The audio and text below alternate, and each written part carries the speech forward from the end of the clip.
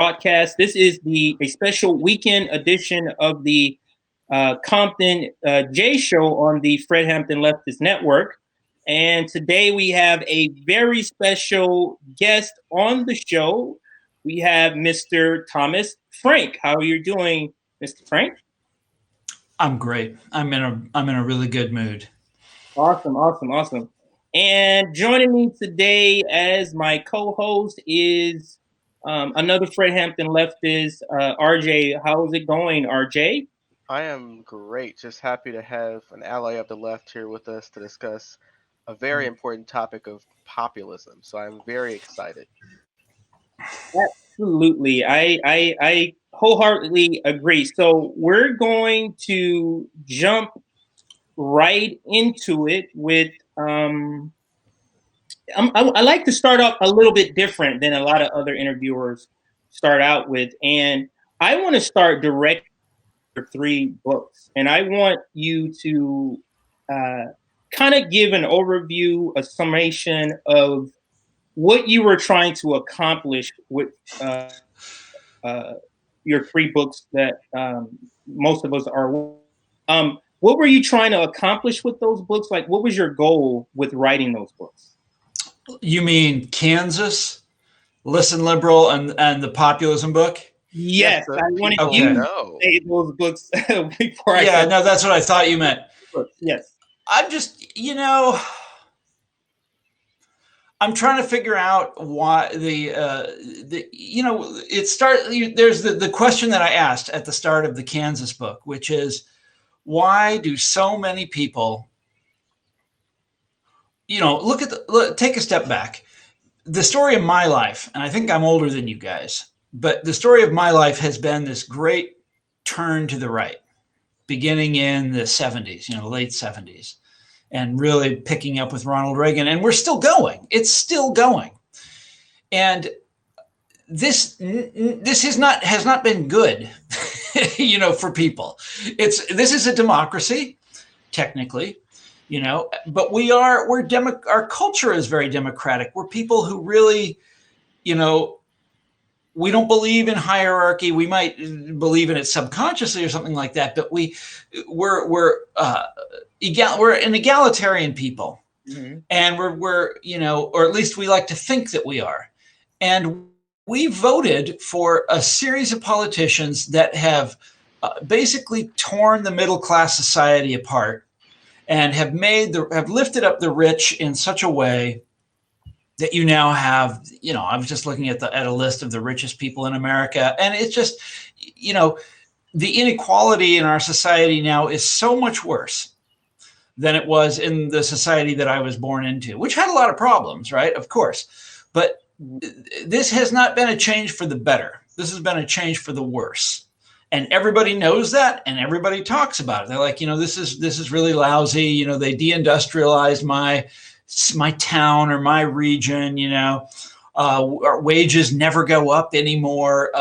These companies have, like Walmart or Amazon, have this incredible monopoly power, and there's nothing we can do about it. The list goes on and on and on and on and on. Well, we voted for that. Or, a lot of people voted for that who, you and I didn't, of course, but a lot of, well, maybe we did. I voted for Bill Clinton. I voted for Barack Obama. I voted for a lot of people that later turned out to disappoint me. But sticking with the subject of what's the matter with Kansas, how did people who were the very people who have been ruined by the sort of great right turn, the great turn to the right, the very people that were ruined by that, a lot of them voted for it. There he is. Okay. The pictures come and go, and I'm really worried about this. It keeps telling me that my connection is really bad, and then it tells me that my connection is okay. And it's like, does Jeff Bezos approve of what I'm saying? Well, we'll find out. Anyhow, so that was the subject. And, to tell you the truth, I've never really got over that subject. That was the subject of what's the matter with Kansas. And that's still the subject, because we've never looked back. And the great right turn keeps chugging along. And so then listen, I'm sorry, and interrupt me whenever you want, okay? because I talk too much. No worries, All right. no worries.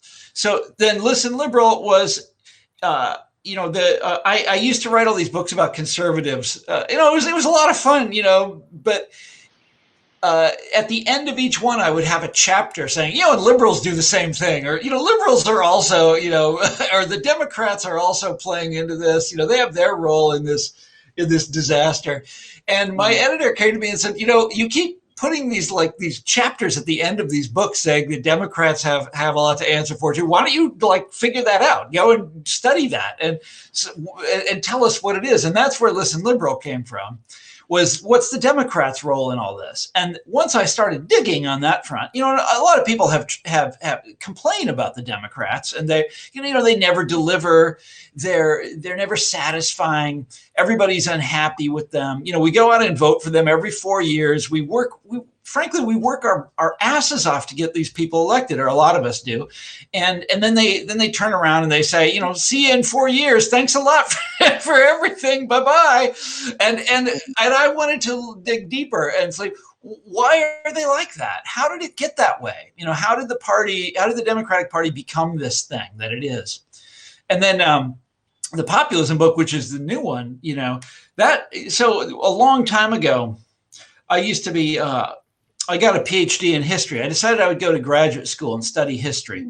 And the subject that I was really interested in was populism, which was this left-wing third party that tried to get going in the 1890s. And it had some success in the Midwest, the Great Plains states, and some places in the South. And then it died out, or it got crushed. And it ended, right? The populist revolt, they called it, and it ended. And but I was fascinated by that, and I wanted to study it. And I wound up changing my mind and going on and studying other things. But just a couple of years ago, after Brexit happened, and then after Trump, especially after Trump got elected, everybody started using this word populist to describe Trump and to describe Brexit. And I'm like, now, wait a second. That's not what it means. That's not what it is. And I know that the meaning of words change, but that's a pretty, that's a 180-degree reversal to call a guy like Donald Trump a populist. He's, for God's sakes, he's a billionaire. He's a billionaire bigot. He's exactly what the populists weren't. And it just seems strange to call him that. So I had a new question. How did the meaning of this word change like this? And how did it become the exact opposite of what it started as? And once I started digging into that story, that became really interesting, because it's one hell of a crazy story how the word changed its meaning. Okay, you didn't bargain with an answer like that. I just took 5 minutes to answer your really simple question. Actually, that was actually a good segue, because that was a good segue. Because our next question we're going to ask you is what is phony populism then? You were on a roll. That's what we're going to let you go, because that was our first question. Yeah. Well, phony populism. That's so. So this is one of the things that has fascinated me for years, which is that the conservative movement, if you want to call it that, the way that they prosper. This is the sort of the answer that I came up with in What's the Matter with Kansas. How do they win the votes of these people whose lives they've just ruined? How do they do that? One of the answers. I mean, there's a lot of ways that they do it. We all know. How the right wing gets its work done. But one of the aspects of the right that surprised me, and that I started to see everywhere I looked, once I noticed it, I started looking for it, and I started seeing it everywhere, is they act like a left. They're like a phony left. They are, they speak to people who feel like they have a grievance, who feel like, and a lot of them do have a legitimate grievance. A lot of them are downwardly mobile. A lot of these are people who are watching their way of life get destroyed. And the right wing goes to them and says, doesn't it make you mad? And then they turn their anger towards something else, towards, Hollywood, or towards, people who burn. I'm talking about culture war stuff, people who burn flags. these silly issues, the abortion issue. And that's not a silly issue, but it's the issue that got me started on what's the matter with Kansas was the theory of evolution. These guys in Kansas decided they were going to declare war on the theory of evolution. And I was like, what? What? And this one turned out to be powerful. And they swept the state with this anger over the theory of evolution. And I didn't get it. And it took me a really long time to get it. But all of these culture war issues are a kind of veiled, they're a way of talking about class anger without actually talking about economic issues. So they rope you in, people who have some kind of legitimate grievance with the world around them. They've lost their job, or it doesn't pay very well, or, whatever it is. And they rope them in with all of these kind of phony appeals. And I call that phony populism, because it's like a left-wing movement and it pretends to love the people, but it isn't real. And Donald Trump is the ultimate sort of, all of these guys have been like that. Ronald Reagan was a great fake populist. He was really good at it. Pretended to be down with the little guy. He would go on tours of factories and boast about how much he loved. He's the only president of the United States who was president of a union. Did you know this? It's like one of these weird facts. And he would mimic Franklin Roosevelt in the way that he talked. He would steal phrases from Franklin Roosevelt. And by the way, Trump does that too. The whole idea of the forgotten man. This is one of Roosevelt's big, like in the Great Depression. This is one of the things that Roosevelt used to say. Trump stole it. Started using it himself. These guys. But anyhow, with Trumpism, you see this in the most extreme way. That he goes around the country. He's beloved in these areas that have been deindustrialized and ruined, and white areas that have been deindustrialized and ruined. And he appeals to a lot of these people and tells them he's going to make America great again, and he's going to drain the swamp. And it sounds really wonderful. And then he come on, what does he do? Nothing. He cut taxes for the rich people. He deregulated polluters. He made it easier to pollute. He just ruled like a very typical Republican.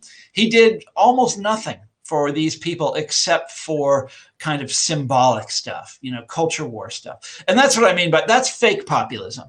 Mm-hmm. So they take your grievances, which are sometimes legitimate, and turn them in a way that doesn't have anything to do with the problem. And I have a question for you. So just to continue on about like the culture wars, do you believe the culture wars back then, and let's just take an example of like 40 years ago, were they worse back then compared to now, or was it vice versa? Because if you look at the culture wars now, like the right is doing ridiculous things, like they're making things about like Pepe Le Pew. Oh, I know. Oh my God. Yeah. Dr. Seuss. I mean, it's like I saw this thing the other day. It was a poll of conservative voters, and it asked them of the big like issues that have come across the news cycle in the last month, which ones they remembered.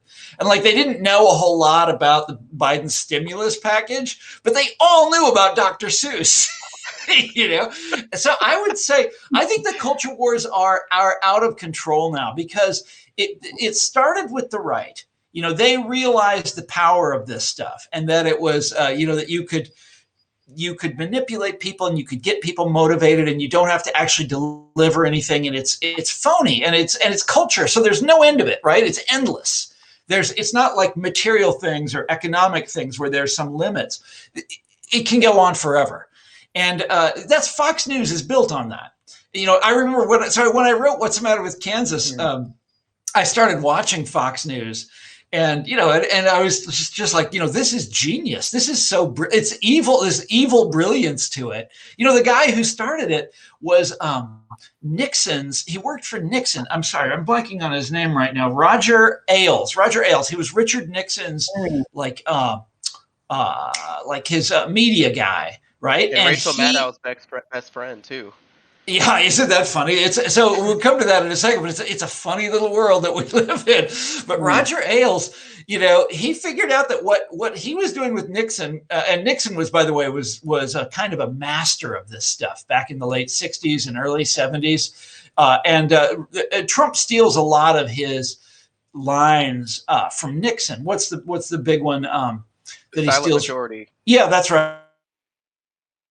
Right, that's right. And Trump stole that one.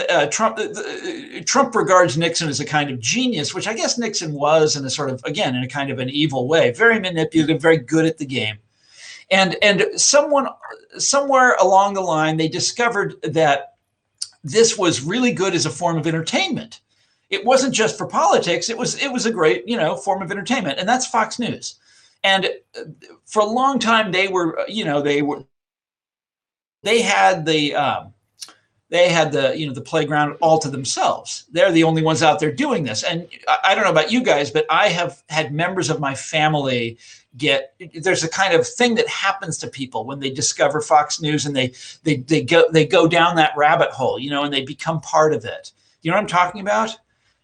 I don't know if you know anybody that this has happened to, but I've had several family members. I don't really want to get anybody in trouble, but they go down. I introduced a close relative of mine. Wait, you got to repeat that. You faded out there. No, I was saying, do you mean they go down the rabbit hole of being supporters of or watchers of Fox News? Is that what you mean? Yeah, but they adopt all of the Fox News, talking points and the grievances, and they go from being like normal people who are just going through life to all of a sudden being like having a gripe about everything and having an explanation for everything, and it's often like ridiculous, their explanations, and it has this effect on people, and it changes their personality, and that's the culture wars. And what's funny is it took a long time, but the MSNBC and CNN figured this out as well, and now they're doing it too. And you can enlist on that side as well. By the way, I used to go on MSNBC all the time back like 5-6 years ago, and then they stopped inviting me. Why is that? Why do you think they stopped inviting you? What is your take on that? It was Listen Liberal. They didn't like that. That was the criticism of the Democratic Party. That rubbed them the wrong way. Although the funny thing is, it's a good book. I'm proud of it. I haven't seen anything that makes me think I was wrong about the Democratic Party. And with my whole theory of it. But no, that book ruined me in in American mass media. It was you want to know something funny? It was big in France. That book was big in France. And so I went over to France, and I was on TV, and I was on their national radio, which is a very big deal over there. And, all this stuff talking about American, the American Democratic Party. But in this country, no. Did you get smeared as a Russian agent by the Clinton camp when you got kicked off of MSNBC? Not that I know of. I don't think that ever happened, because they know that's not that's not true. But well, the other thing is, even though I criticize these people, I remain loyal, and this is probably my biggest failing as a political actor. I voted for her. I voted for Hillary Clinton, and I voted for Joe Biden. I keep voting for him. So that's actually a good segue for a question I have. So taking you, for example, you would consider yourself a populist, or maybe leaning towards that way. What in this duopoly, what do people like myself, who I consider myself a populist, when you don't feel like you have choices? So, for example, you say, "Oh, I voted for Joe Biden," even though he's not exactly going to be the person that leads us to the promised land. So what options do people like yourself and people like myself and RJ have in a duopoly like that? How do you view it? Okay, that's a really good question. And I've answered it so many times you'd think I'd have a pat answer, but I don't. But you used the important word, which is duopoly. And that is, it's basically, it's a monopoly shared by these two guys. And one of the really interesting things about populism, so starting with this movement in the late 19th century, and it was a left-wing movement. We'll talk about it in detail later on. It was a left-wing movement, very much about the working class, tried to build sort of transracial solidarity. They didn't really succeed, and they got wiped out pretty quickly. But they were a third party, and it was the last time anybody has had any success building a third party in this country. And after populism died, the two main parties said, well, we're never going to let that happen again. And they took all of these steps to make sure that there would never be that you would never get that kind of challenge again. And there's only a few states where they didn't do that. Like New York State populism didn't catch on in New York State, so they never passed those laws in New York State. And in New York State, they still have third parties that are strong, that actually play a role. But in a lot of other places, no, it's impossible, and it's incredibly frustrating. And I wish there was a way to break these parties up. And that said, there have been a few hopeful things over the years. The Bernie movement was hopeful. There have been these people who are like third party personalities, who take on one of the two main parties. So Bernie is a lot like Ralph Nader.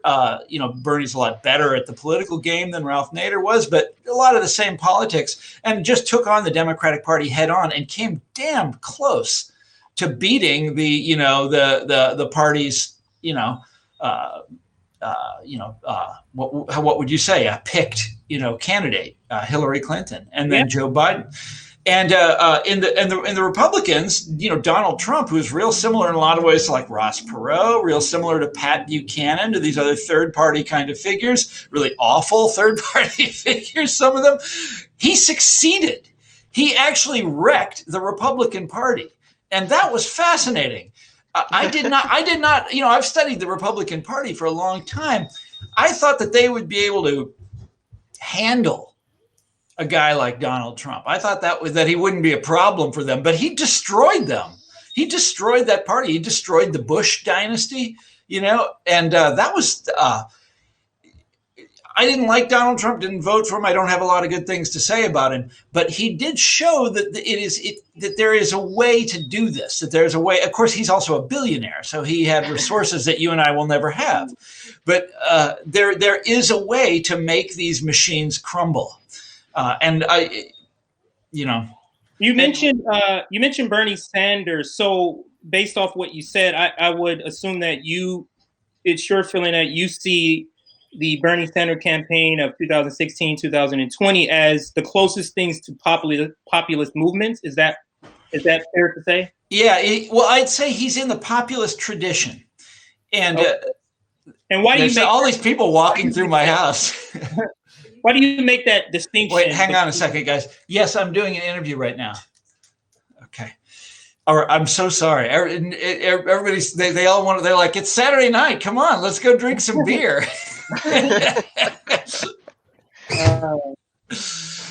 So I would say he's in the populist tradition because so my definition of the populist tradition starts with the populist movement in the 1890s, goes up through the 1930s. You see a lot of it in the 1960s. I'm sorry, there's this plastic all over me. Something in this office is falling apart, and it's all over me. Go through the 1960s. If you read the book, there's a lot of there's a Martin Luther King did a famous, or once famous, it's all forgotten now, famous shout out to populism. A lot of people compared the civil rights movement to populism, or certain aspects of the civil rights movement. And in the 70s, then you had people fighting over the word, but Bernie Sanders is about as close to it as it comes, because he was trying to build a movement. He understood that it's about movements. It's not about, you have to have a leader, right? But it's mainly about building the movement. He understood that obviously it's broad, it's transracial, it's bringing everybody together around we're prioritizing economic concerns. And he did all of those things. And but there's other hopeful things on the horizon. I look at Black Lives Matter, which is, the slogan and a lot of things they're saying are extremely populist, but they haven't prioritized economic issues yet. But that could easily happen. And when it does happen, then you'll have the real deal on your hands. But anyhow, so yeah, Sanders was that's the guy that I think of as. Okay. I have a question for you. We have a comment here from YouTube. Her name is Holly Horn. She has a comment for you. What are your thoughts on Biden? And I'm going to try to frame this question even better. So, what were your thoughts on Biden when you voted for him, and what did you expect him to do back then versus what he is now? Figuratively. So, I want your comments on that. Biden had the worst track record of anybody out there. Almost the worst track record of anybody running in the Democratic primary. This is the guy that is more than I think any other Democrat except for Bill Clinton responsible for the crime bill of '94, which is an incredible monstrosity. I wrote about it in Listen Liberal. And when I wrote that, none of this stuff had happened. Black Lives Matter hadn't happened yet. And I remember, reviewing Bill Clinton's time in office when they passed that and doing a little, and that's one of the things that just disgusted me at the time. And how anybody could think that was okay and that Bill Clinton was a good president for doing that. Anyhow, but Biden basically wrote that. And he wrote a lot of the other crime bills that they passed during the Reagan and George Bush Sr. administration. And those he has a lot to answer for, in my view. And then the bankruptcy bill that they passed under George W. Bush, that was also his baby. And can I curse with you guys? Are you going to be broadcast? It was just like, what a load of shit that was. I'm sorry. It was those are disasters. And that's just getting started. You start going down the list. He supported every stupid trade agreement. He supported the stupid wars, everything, all the mistakes that we've made. He agreed with those mistakes. Okay. So I was not in favor of Joe Biden, but, I was going to anything to get Donald Trump out of there. That had to happen, So yeah, I voted for him. Now I did write an article about Biden at one point before he got elected, after Bernie dropped out, and before before the general election, where it was for The Guardian, where I noticed that a bunch of labor leaders supported him. And if you look at Biden's voting record, he's not that great on labor. Bernie was really great on labor. Bernie had like 100%, rating from the, AFL-CIO or whatever it was. And Biden was like a 70, right? And all these guys were supporting Biden. And I'm like, why? So I called them up, right? And I asked them. And they said, they told me this thing that I just thought was kind of silly at the time, which is, Biden all his life has been a party man, and he's done what the party told him to do. But now, once he becomes president, then he'll be his own man. He can do whatever he wants. And I was like, okay, well, I'll be damned. Look what he's done. Now he's president, and he's actually proposed it. He's actually done some good things. I'm very happy with the stimulus bill, and he's heading in the right direction on a bunch of other things, making all sorts of good noises about overturning the filibuster. Obama wouldn't do that. You remember? I was so angry about that. Well, you guys didn't know me back then. I was so angry about that at the time, and Obama would just, it was like, no, we're not going to, get rid of the filibuster. And now we can't do anything. The Republicans are going to stop us by one vote or whatever it is. And, but Biden is saying, no, let's get rid of it and let's start passing this agenda. And his agenda is, it looks good. Now, we're right at the start here, and he's only done the one, big thing, but he's appointed some good people. I love that he's making noises about going after Amazon, going after, some of these the social media giants. I love that he's doing that. That's making me very happy. But we're just at the beginning, and I expect him to, I have this terrible fear, you guys, of like not being cynical enough. You know what I mean? And so I don't ever want to say anything too hopeful about Biden. Well, that's actually a perfect segue, because our audience is completely not on board with Joe Biden. Neither am I or RJ. But we do understand the perspective that you have, and many people in the position that we've been forced into by the duopoly. Like, we've been forced into this position of a rock and a hard place to choose between awful and awfuler. So one of my friends called it. It said this election is like a vomit milkshake. Last year, he was like, "Ooh, that's our choice." Mm-hmm. I'm sorry. Yes, that's so. I just wanted to say that for our audience, because we're seeing the chat and their reaction to some of the things you said about Joe Biden. We understand. But this is a good segue to try to get into something a little bit more deep into populism. So I know we kind of already been talking about populism, but what do you define as populism? Like, how do you define it today, if it's different than before? And let's now talk a little bit more about the roots of populism in the United States. So I take my definition from the original populists. There's all these political scientists now that write these books about populism, and they all have their own definitions. And there's, this is what they do, but it's very rare for their definition to actually describe the people who made the word, who invented the word. The word was made up by some guys in the state of Kansas in the year 1891. To describe this third party movement that they had just started. And they had just swept the state of Kansas and beaten the local Republicans. And in my opinion, if your definition doesn't describe that movement, then your definition, start over. You're talking about something else, and you need to, change the word.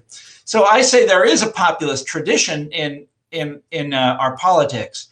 And it's the left-wing tradition, basically, but the left-wing tradition that identifies with working class people of all different racial backgrounds, and is focused on economic issues. So the Democratic Party today is good on a lot of things, but they're overwhelmingly focused on this sort of white-collar, affluent, highly educated class. That's who they serve, and that's how they identify the problems that they're going to solve, and they're not really good on economic issues.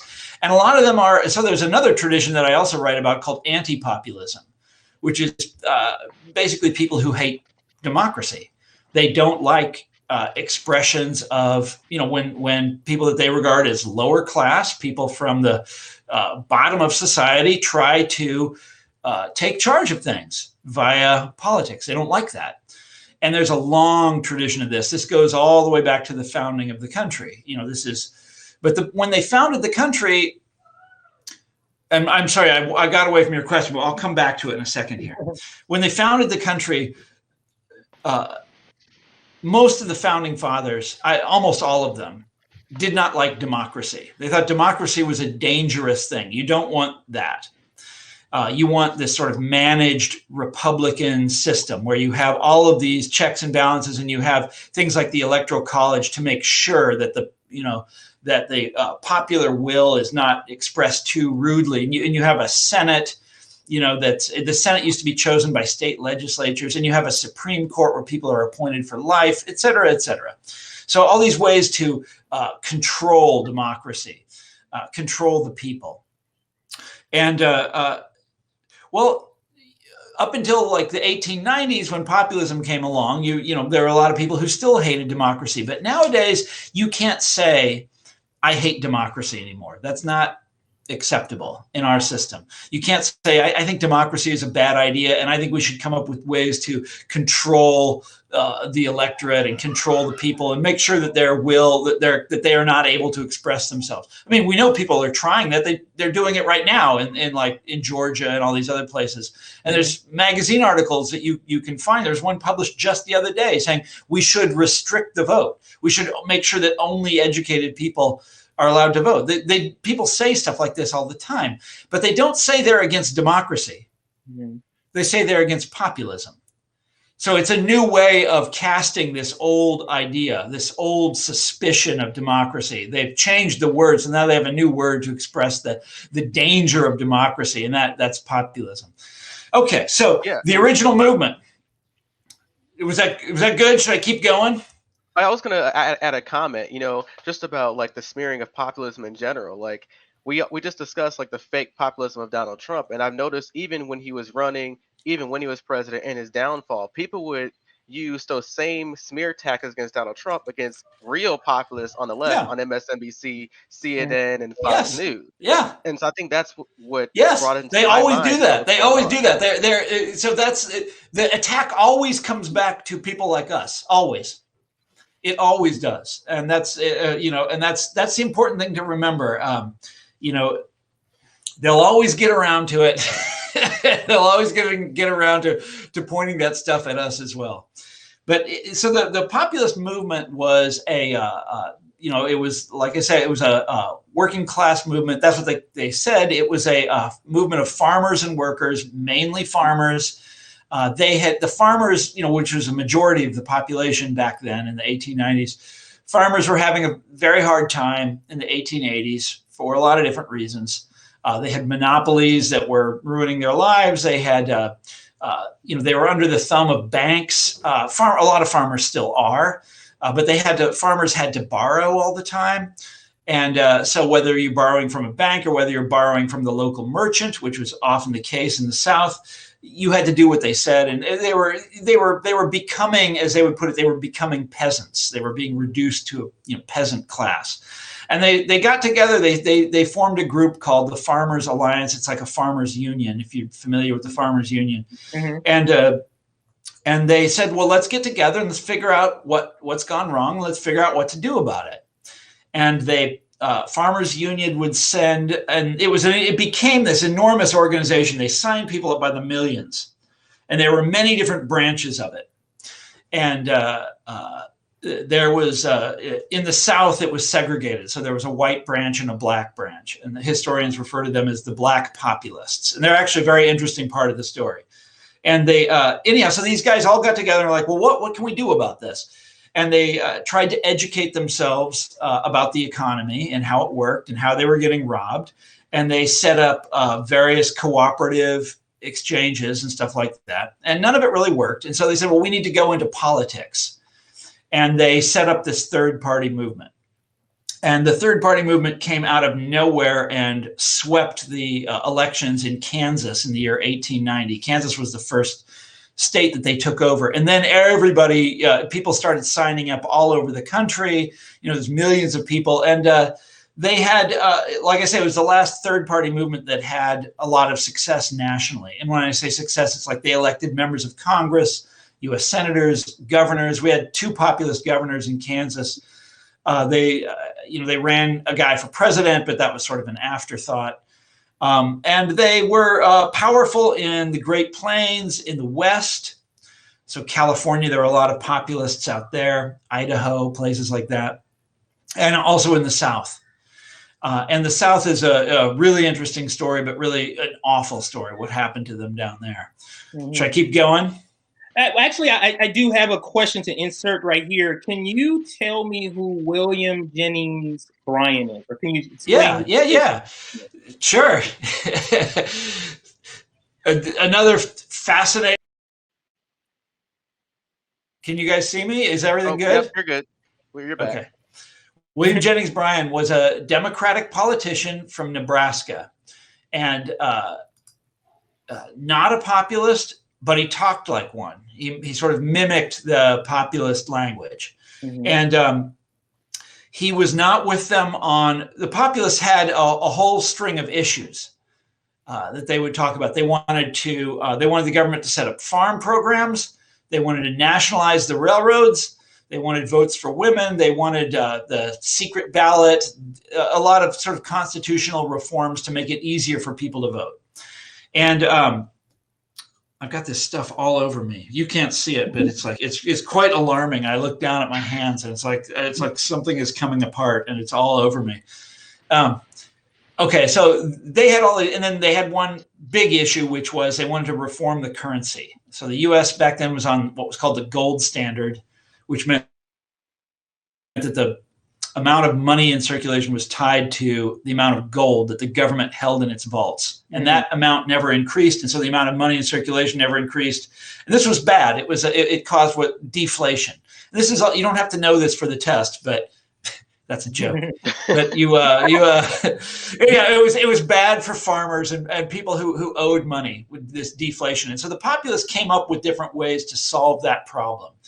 And one of them was called free silver. They were going to, there's a lot more silver in America than there is gold. And they said, so if we base the money on silver instead of gold, there'll be a lot more of it. And then we have a bigger money supply and we'll have inflation rather than deflation. It'll be good for farmers. Okay. So anyhow, the Populist Party keeps growing and growing through the 1890s. And the country goes into a terrible depression. And there's huge strikes, and there's a march on Washington, the first one ever, and it was led by a populist. It was called Coxey's Army. It's actually a really interesting story, Coxey's Army. And the different people have imitated Coxey's Army over the years. Anyhow, Martin Luther King, when he died, was trying to set up something like Coxey's Army. It was called, it was going to be the Poor People's Camp. Was it called the Poor People's Campaign? Yeah. Anyhow, so all of these things were happening, and then a national election year comes along, 1896, and it looks like the Populists are going to do really well. Everything is going in their direction. You know, they are the party of angry working class people, and then the Democrats meet for their convention before the Populists do. So the Populists are about the same size as the other two parties by this point. Democrats meet for their convention, and they choose this guy, William Jennings Bryan. Nobody's ever heard of him before. They choose this guy for their presidential nominee because he's given this fantastic speech about the gold standard. And he's this incredible orator. He can do this. He sweeps people off their feet with his incredible power of speech. It's called the Cross of Gold speech, which he gives. And it really is great. You should go and read it sometime. And he talks about, how our lives have been ruined and the Eastern establishment doesn't care and they don't listen to us. And now it's our time to stand up to them. And he wants to do this by taking the country off the gold standard and embracing silver, which is one of the populist remedies. Well, so he's suddenly 36 years old. He's the man of the hour. Everybody thinks he's this, they call him a man of destiny, this amazing guy. And everybody thinks he's going to be elected. And the Populists meet for their convention and they say, wait a second, this guy just stole our main issue. And he talks like one of us. He's not with us on our other issues, but he just, he's with us on this one big issue. So we're going to endorse him also. And they did. And this was extremely controversial. About half of the Populist Party said, no way, we don't want to get involved with the Democrats. And we'll talk about why that is later. The other half of them said, this is our chance. We have to do it, because he's going to win and maybe we'll, be able to have some voice, some say in Washington, choosing his cabinet or something like that. So they endorse him. And long story short, he doesn't win. He loses. Shocker. The Republicans put together, this incredible coalition. The Republican candidate was William McKinley, and he was not yet. He was. You're thinking of Teddy Roosevelt. That's later on. McKinley is. What was he? I think he was a U.S. senator or something like that. But he was a famous protectionist. He was very Trumpian, by the way. Mm-hmm. He was really into tariffs. He thought tariffs could solve any problem, but he was also a cipher. Trump, I don't know if Trump is a cipher or not, but McKinley was. McKinley never left his porch. They called it the front porch campaign. He just sat on the porch of his house in Ohio, and it was all managed for him by the Republican machine. And the Republican Party was back then, the Democrats were this way also, but the Republicans were the most incredible political machine the world has ever seen. You know, the way they could raise money and spend the money and corrupt as well, you know, in every imaginable way, voting dead people, voting, you know, they had these guys called floaters that would go around and vote multiple times, you know, that specialized in this. They were extremely good at this. And they raised, by some measures, the biggest, you know, what do you call it? Campaign treasury of all time to beat Bryan. They convinced the Eastern establishment of America that Bryan was the French Revolution, that if Bryan won, there would be blood in the streets, that this was, you know, here comes the class war, and we've got to beat these guys. We've got to beat these Democrats. And they actually persuaded, you know, the wealthy class in America that this was the case. And they you know, donated an incredible amount of money to McKinley. I mean, a huge amount. They outspent Bryan by 20 or 30 to 1. We don't really know because they didn't have to report what they spent. But that's what you know, public records would indicate. That's what it was. This incredible avalanche of money. And they had all the newspapers on their side. Newspapers at the time were identified with the wealthy, you know, because they were owned by wealthy individuals. Big newspapers, not, you know, there's little newspapers that liked Bryan, but big newspapers loved, you know, were just absolutely feared and loathed him and the Populists. And, you know, he was denounced, but it was a coming together of the American elite class against they all aligned with the Republican Party that year, and they beat him. And in the aftermath, populism, the Populists said, you know, they were, you know, half of them said, "I told you so. This was a terrible idea," and they took to fighting with each other, and that was pretty much the end of them. They never recovered from that. Was that? Would you consider that the fatal flaw? Backing William Jennings Bryan, that was the fatal flaw in the populist. Yeah, it's what killed them. Yes, but it's hard to see how they could have played it otherwise. If they had nominated their own candidate, you know, he would have been just an also ran, because Bryan stole their thunder. So I think I don't know how you get out of it. I don't know how, when you're a third, this is the problem of third parties. You know, we've had a number of, in the 19th century, there were a number of third parties. The most successful one was the Republican Party. And, you know, in the 1850s and 60s. And what we know from that history, third parties were an important part of democracy back then. You mentioned the duopoly. Well, there's a problem with duopolies. The two parties will agree not to talk about certain issues, say, you know, and they'll ignore the most important issues facing the country. And they have to be forced to change their ways. And this is what the Republican Party did in the 1850s. The most important issue facing America at the time was slavery. And the two main parties wouldn't talk about it, or they wouldn't do anything about it. You know, they come up with these compromises and this kind of bullshit. And the Republicans, you know, rose up and said, you know, no, this is real, and we need to get serious about it. And that's where the Republican Party came from. It forced that issue. And in the process, they killed the Whig Party, they were called. This was one of the two parties. Populism came along and forced the issue of, you know, what are we going to do about a modern industrial economy that is ruining everybody, that's ruining farmers, that's ruining workers? What are we going to do about it? And in this case, the Democratic Party stole their issue, stole their thunder, and absorbed a lot of the populist, you know, power. And you know, but it's important to have third parties for this reason, because they break open these systems. You know, you can't have the two parties. Like we've been at a time very much like that in recent years, where Reagan gets elected, and then the Democratic Party decides, well, we agree with Reagan. Remember Bill Clinton? The era of big government is over, you know, and we agree on the trade deals. We think that's right. Globalization, that's all. Republicans are right about that, and they're also right about antitrust. We don't want to do that anymore, and we'll fight with them on these like culture war issues. But we're gonna agree with them. Well, that's bullshit. You know, you should have a real debate. You know, and that's why you need third parties. Anyhow, that's a good segue. Do you?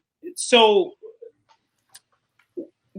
so was the reaction to the ruling class of Bernie Sanders possibly getting the Democratic nomination similar to the reaction William Jennings Bryan got from the elites when he was nominated? Oh, yeah. There was that would definitely happen. What I just described as coming together of the elites to destroy Bryan.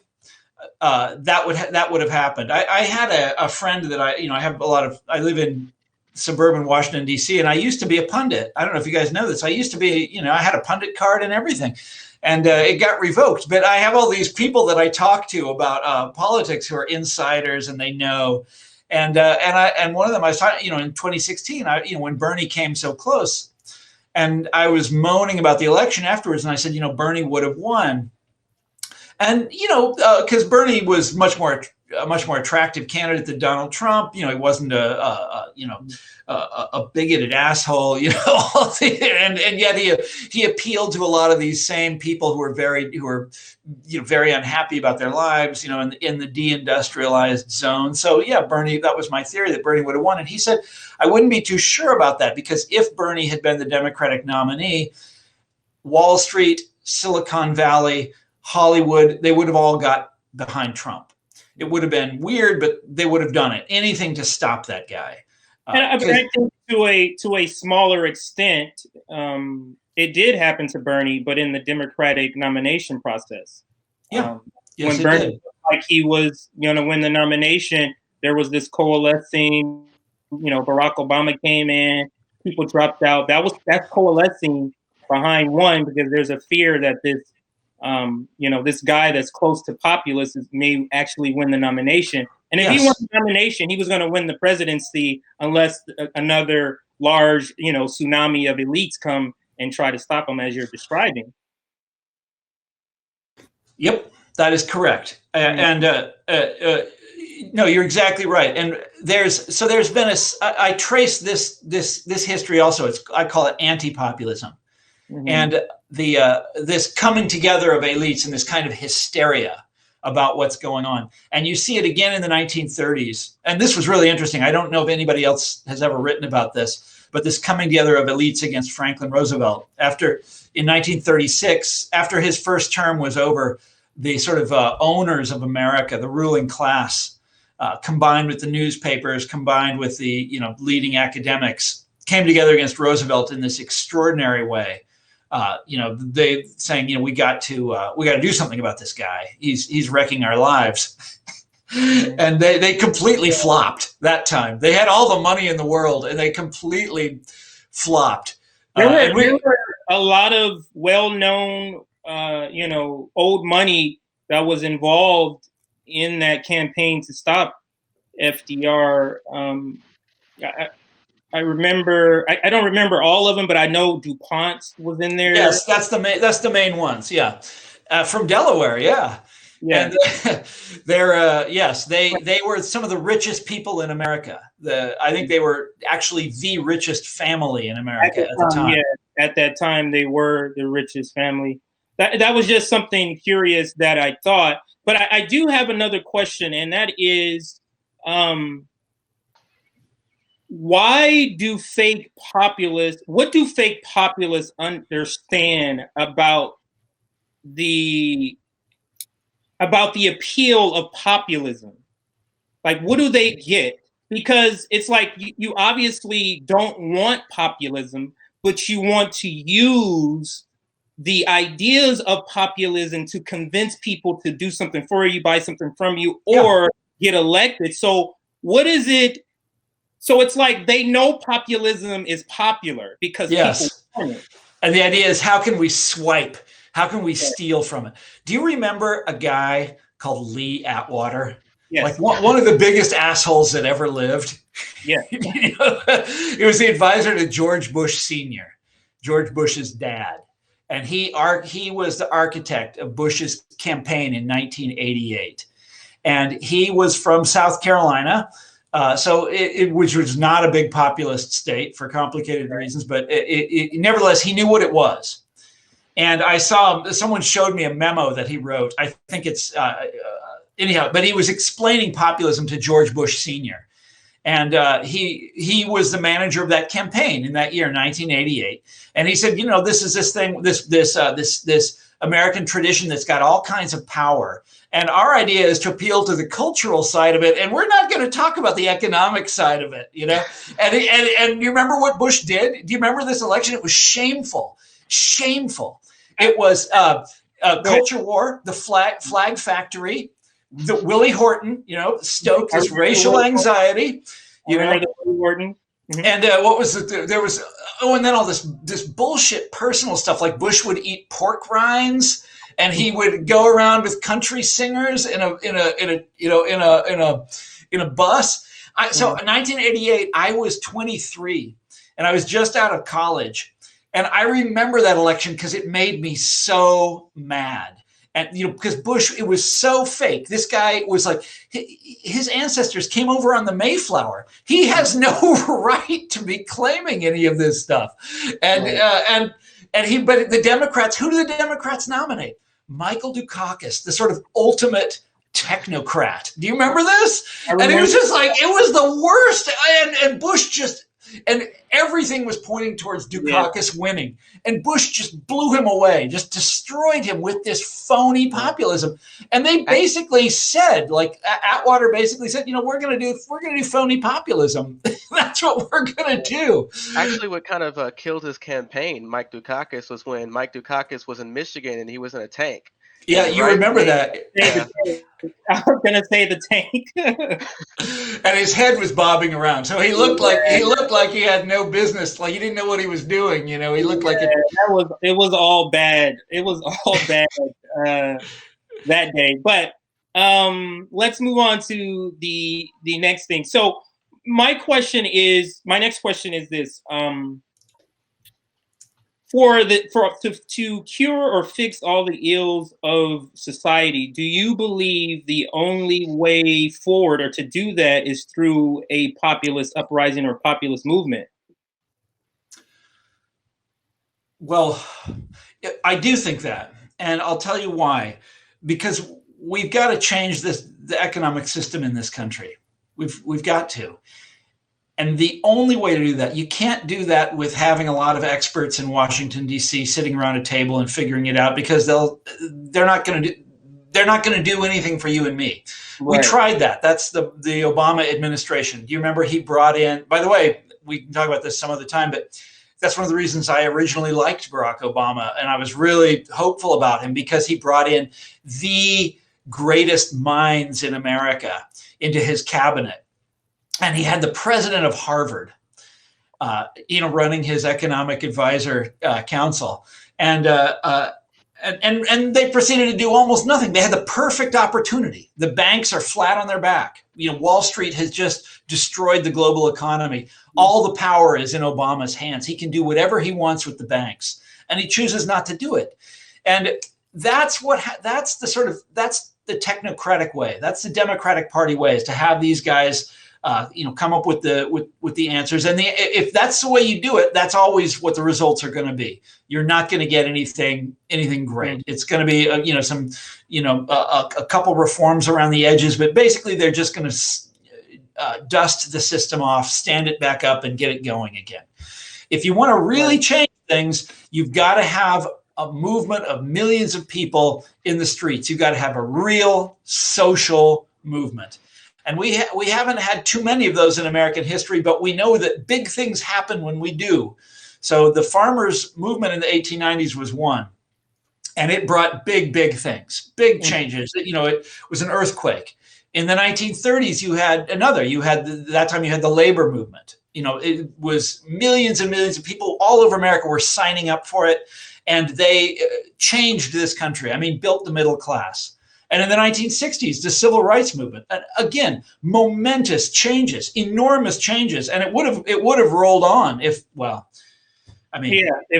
hadn't, between Vietnam and the assassinations, everything got destroyed.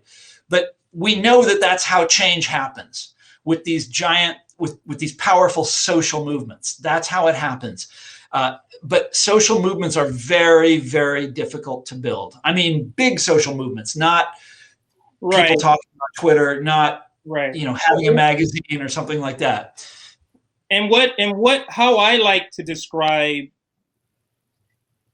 in order for these movements to jump off, a real populist movement to jump off, you have to reach a certain level of economic pain that, in my opinion, even with the pandemic, the United States has not reached that yet. What is so when we're comparing some of the other movements, you mentioned the civil rights movement, you mentioned the farmers movement, they reach a certain level of pain economically, and maybe for civil rights, it was more than economics, the pain that they reach. Do you feel that the United States currently, the current condition, we have reached that level of pain? Or are we close to the level of pain? Good question. Because I've expected it all my life. I've expected some kind of populist uprising all my life.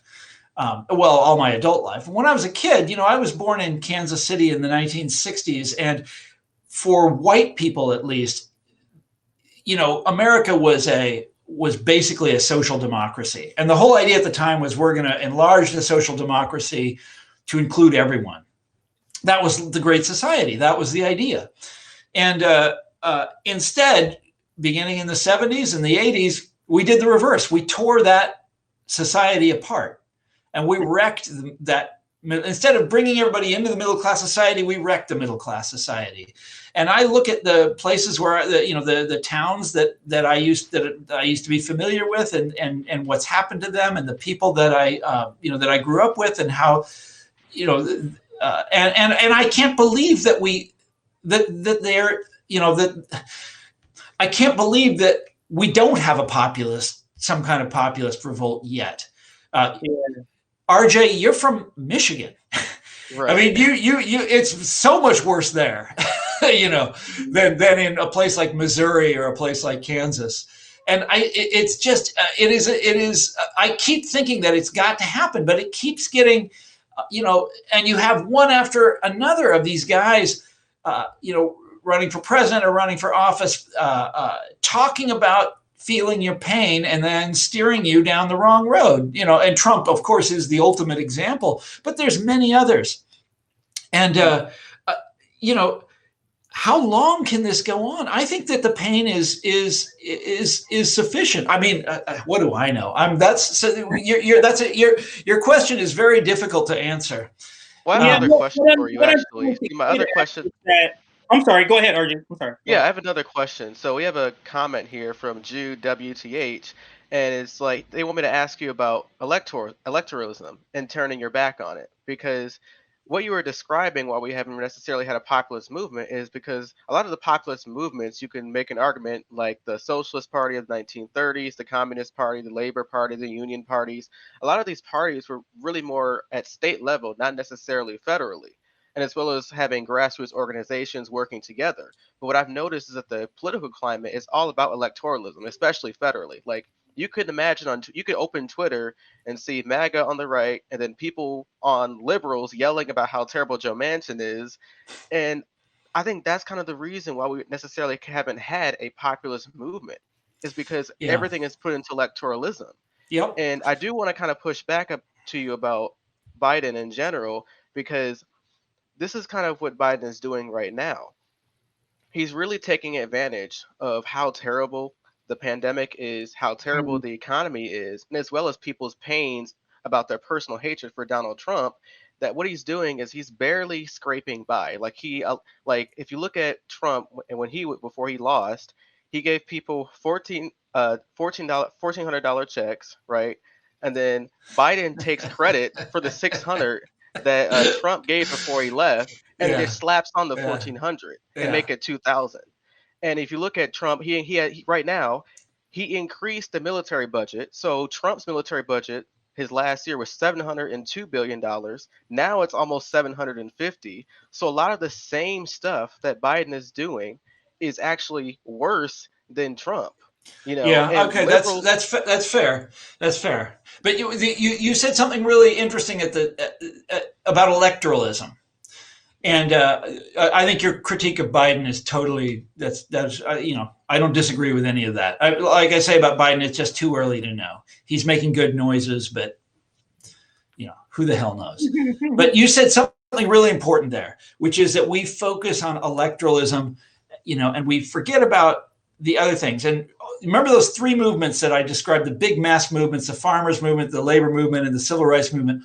All of them were organizing around people's personal lives, not around a politician, not around some political, ideology, not around a plan or, whatever. They're organizing around your life. And the politics comes out of that. The politics comes second. First comes, this is your situation. Your situation sucks. We're going to get together with, the organizers and ordinary people, and we're going to come together and we're going to try to figure it out. And then the politics comes after that. And all of these successful movements have been like that. And that's, I don't know how to, maybe Black Lives Matter has the answer to that, organizing around, police brutality and stuff like that, and then building out from that. But there's got to be a way to do this. That is actually a great point. And I actually did some content on this before, and I said that I had 6 reasons why politicians can't be successful leaders of movements. And one of which is that the goal of a movement can't be to elect somebody. Let me rephrase that. The primary goal of a movement can't be to elect somebody, because movements are not on the timetable of elections. Like, that's not where movements don't go, oh, November 3rd, okay, let's go ahead and stop this movement. We got everything. That's not, you know what I mean? That's not how a movement can be ran, or a successful movement. And that's the reason why I've always said that it can't be a politician that leads a movement like this. And another reason is a politician is attached to a party. And it doesn't matter how much I agree with Bernie Sanders. If I'm a Republican, I'm not voting for him simply because there's a segment of a population that's like this, simply because he's a Democrat. Everything else I agree with him for. So those are 2 of the 6 reasons I said that a politician cannot be the leader of a successful movement. You're exactly right. You're exactly right. It has to come from the people. Populism. It has to come from the people. And, they have, you can have organizers, you can have, leaders and all that sort of thing. But no, it can't just be a leader and then a movement builds around that guy. I mean, it can, that's Trumpism, real social movements are organized around the people. And what role would you say that a general strike plays in a populist movement? Well, that's the the ultimate weapon, right? But that's something that only comes after years and years and years of organizing. This is what I try to tell leftists, that they think we're gonna formulate a general strike in a matter of months. That's just simply not what's gonna. That's a. There were a couple of those in American history. That's an enormous task, and it's extremely difficult. And it basically, you're almost at civil war when you're doing that. And that's just it's not something you enter into lightly. Let's put it that way. Right, and also even with trying to survive a general strike, meaning building up your stockpile of mutual aid, that requires months, if not years, of planning. And it's a tall task. And some of my leftist comrades, I'm telling them, we need to plan now so that we can have a general strike right before the election or right at the election. Because the general strike puts pressure, but you're putting it right at the time of an election. That's the perfect time to actually do a general strike. That's ambitious. Yeah. Let's. And then I've got the can of beer calling me from the other room.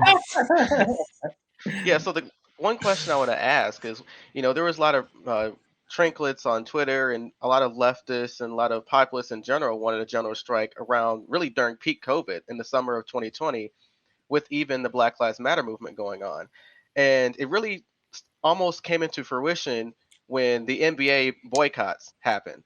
You know, when all the NBA basketball players came out and said, hey, after they saw the George Floyd video with Breonna Taylor as well, and they said, hey, we're going to stop. And a lot of leftists and a lot of people in general thought that, hey, if the rich NBA players are going to go on strike, that can happen to us too. And then right on cue, Obama comes in and says, hold on, we're not going to do that here. And he was the one really that really convinced the NBA players not to do that.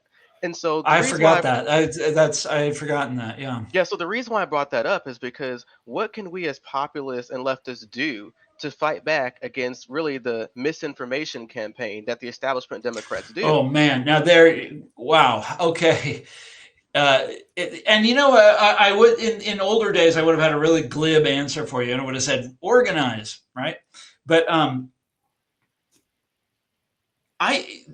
one of the things that COVID has done to us is it's destroyed our ability to, you know, get out there and meet with people and interact with people. And like, we're having a great conversation now, but most of the conversations that I have on social media are just so spiteful and, you know, and mean and stupid, you know, and people calling each other names and on and on and on. And it's like everything is pushing us away from solidarity rather than towards it. And the first thing of building a social movement is that sense of solidarity, that we're all in this together and that your struggle is my struggle, et cetera. That's, and also not judging people. You know, all of the movements that I described are made up of ordinary Americans, usually not college educated Americans.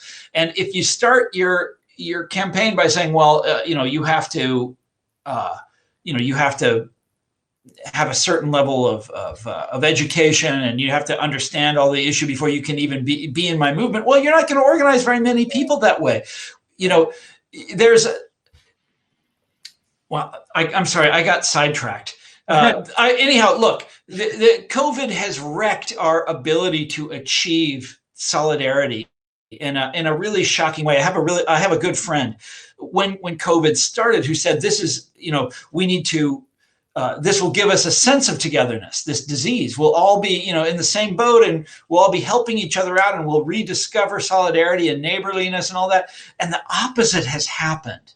Yeah. And it's very, very difficult to organize any kind of movement in the environment that we're in right now. This can't end soon enough. I want it over. You know? And I have another question for you. Oh, okay, but the Miller Lite has a question too, and this will be the last one. This will be the last one. I have to push back a little bit because I do have some comments and people do want to know. And I have a question from Vicky Sherlock. She asked, why don't you want to criticize Biden? Because especially on the things that he's doing that at times is worse than Donald Trump. Because there's this instance too where you have liberals who defend Biden because they hate Trump, even though they're doing the exact same policies. They call that blue MAGA. You know? No, I'm not one of those. You know, I'm not that. No, I'm the guy. I ruined my career by criticizing the Democrats. Yeah, you know. But the thing is, though, is that the notion as to why you would criticize Biden is that, okay, people would know the truth about what he's actually doing so that you can expose that and then actually make Biden move and do something he probably wouldn't do otherwise. Yeah. Like, for instance, when the Democrats criticized Trump for not having a healthcare plan, he said, well, fuck you, Democrats. I'm gonna pass an executive order making insulin have a lower price. So they actually bullied him into doing something. I know. I thought that Trump was so, this isn't your question, but I thought that Trump was so that he would do anything. That I thought that at some point he was going to propose universal health care, you know, just to fuck with the Democrats. You know, it's like, how do you like that? Now I'm the one proposing universal health care. But he didn't, I was wrong about that. He didn't do that. So about Biden, we'll come back in 2 months and I'll have a good, you know, and better understanding of who Biden is. I did criticize Biden for you, though. I said this is the guy who has, he has a lot to answer for. The crime bill, that is him. You know, it's kind of, it still blows my mind that in the great year of Black Lives Matter, the Democrats nominated the guy who authored the crime bill. Like, what the fuck? Like how does that happen? The thing is, and they chose him over the guy who proposed universal health care, who proposed single payer in the COVID year. How the hell do we get it so wrong? Well, the thing is, Thomas Frank, is that they agree with you about your critiques of Biden in the past, when he was vice president, when he was senator, where he had power, but it wasn't relatively as large as it is now that he's president. Yeah. And so the arguments that I've made to you, to those in the comments, is how come you don't necessarily have that same energy for those current policies that he's advocating for while he's president now, that in ways is worse than Donald Trump? Yeah. So that's you know what's. Okay, well, that I just don't know enough to give you that. But there is one thing where he badly pissed me off, and that was the minimum wage. I mean, he got this big, and this has to be the last one. Okay, he got the big stimulus package done, and there's nothing in it that's permanent. You know, it's all temporary, and there's a lot to be happy about in that. You know, there's a lot to cheer for there. Like, for example, they're giving more. I mean, this is, almost irrelevant, but they're giving more money to the arts in this one bill than they have in the entire history of the National Endowment for the Arts. It's just crazy. The computer does not like, it says my internet connection is unstable in all caps. Okay, now it's good. Now my connection is good. But but nothing in there is permanent. He also basically reversed Bill Clinton's welfare reform. Hey, I like that. Bill Clinton's welfare reform was cruel, was a dreadful thing, and they basically reversed it. But it's just temporary. It's just until COVID's over. But the one thing they could have done that would have been permanent and would have had an important impact for the lives of ordinary working people, and that's raise the minimum wage. And they didn't do it. And they came up with the lamest excuse. Do you remember? Oh, the parliamentarians said we weren't allowed. It was such BS. Yeah. And, we haven't had a raise in the minimum wage since George W. Bush was president. That is just insane. And I think we're going to cut it there. I know you have a tall glass of brewski waiting for you. I actually have some myself, but we would absolutely love to have you on in a couple of months to talk about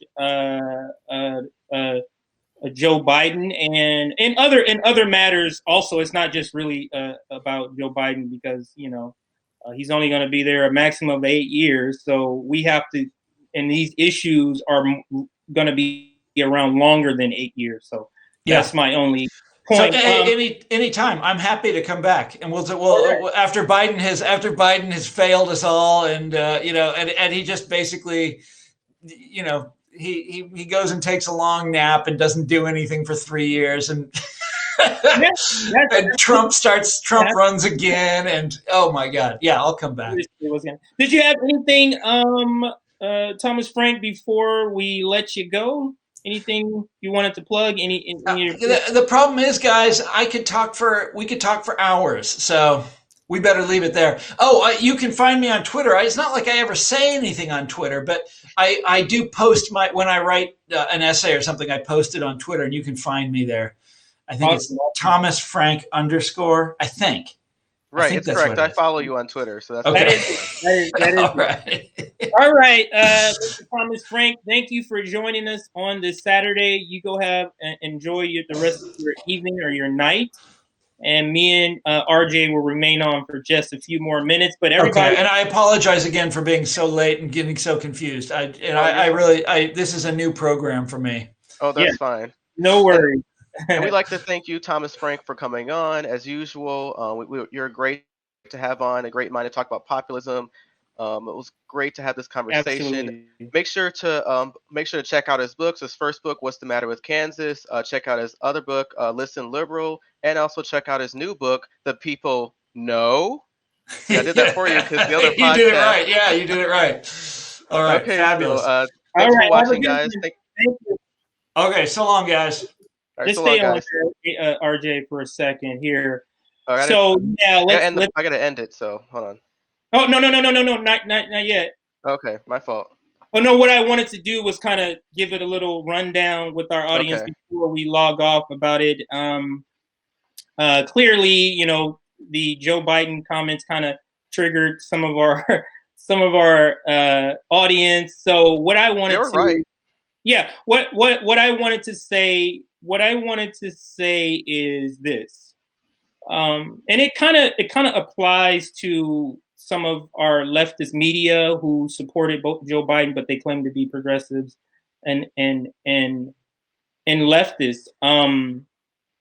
It's hard to vote for somebody and then double back and then critique that same person, because it makes you feel like, well, yeah, he's doing all these problems, but actually I'm the one who put him there. So that is a hard thing to critique somebody that you actually voted in, even if you say I begrudgingly voted for this person. And this is the reason why I think, like, you know, like shows like the Rational National, shows like the Humanist Report, they don't really go hard at Joe Biden the way they did during the primary, because they voted for him. Oh, no. You get what I'm saying? Because they voted for him. But you get what I'm saying. Go ahead, Rick. Yeah, I mean, I get what you're saying, and thank you for the comments, because for pushing me. So you guys could push me, because I read the comments. I was like, oh shit, I actually have to push back. So thank you for that. And you guys know who you guys are, because I see you guys a lot on the stream, and I think it is important. Even like me, like I do respect Thomas Frank for his books on populism, for him discussing what happened in 2016, because it really did help the left in general, because a lot of people didn't really know the entire situation about why Bernie suddenly went anti-establishment to, okay, we have to kind of suck it up and vote for Hillary. You know, so that was very insightful. Also, the history about populism in general was great too. And I do think it was a good thing for us to push back not only so that he can understand, hey, you know, this is what's going on now. Like we can't wait. You know, and so thank you too for saying, hey, for the people in the comments that said, hey, you know, go after him now, because we can't wait later and say, oops, my bad. So I think that was a great pushback.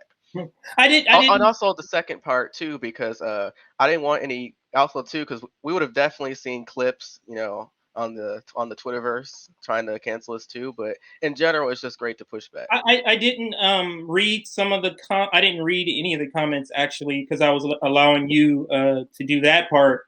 So I didn't see. I could just imagine what they were saying. Like, even when I said There were fair criticisms. Like, let's not be wrong here. There were fair criticisms. It wasn't just hitting him about that. It's that there were fair criticisms about Biden. No, what I'm trying to get at is this. I feel like I would rather bring him on another episode to where that is the topic.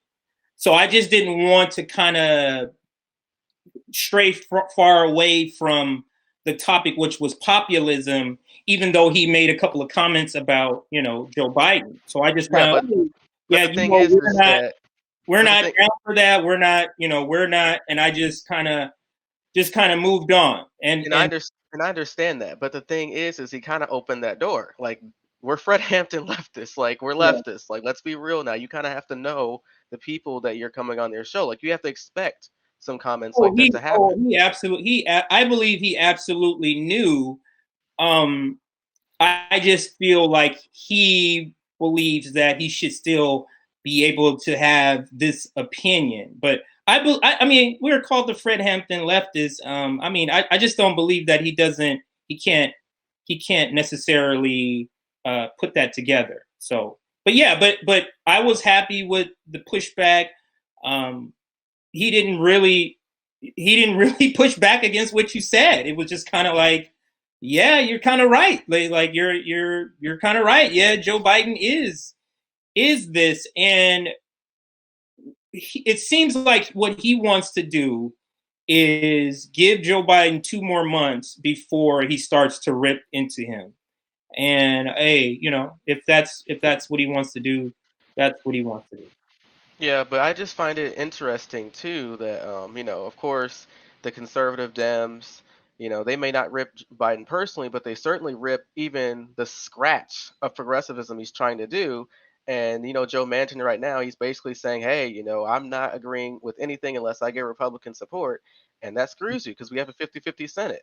And if you have a 50-50 Senate, that means the vice president has to break a tie. And who basically owns the vice president? Biden. So Biden himself controls the Senate. So that's kind of what I was getting at. Yeah, and I mean I don't disagree with any of that. Was there any big takeaways from the conversation you thought was really big? Well, yeah, because a lot of time, and especially in American history, like I watch the History Channel a lot, PBS, American Experience, they really tell you all the time that the populist movement began with Theodore Roosevelt. They talk about him, speak softly, carry a big stick, but but he was basically an imperialist, like terrible. But I didn't really know about really the origins of populism, especially in the late 1800s with Williams Jennings Bryant. One thing I really wanted to ask him was like, what was his opinion on like not only all the big money interests during that time siding with his opponent, while at the same time during election day. So back then you had like poll boxes. So if you were a voter, you had to, on the left, let's just say was Williams Jennings Bryant. On the right was the corporate backed Dem candidate, right? And what happened is if you're a populist and you wanted to go vote for Williams Jennings Bryant, there'd be like two goons standing next to the box. And are you going to vote when you see two goons right there just staring at you? No. So what they do, they all voted for the other guy. So I wish I would have asked him about that and what his opinions on that. But I think he kind of answered my question. I was actually going to ask him too his opinion on like the big money interests during that time. So that was just my opinion. Yeah, I think that his overview on populism was pretty spot on. A question I didn't get to him that I really wanted to get to him was what is populist and populism view on healthcare? Like, what is the general idea surrounding that with populism? How do they view healthcare? And then, of course, how do they view racism and all of those things also. But definitely, Medicare for all was a question that I missed that I wanted to ask.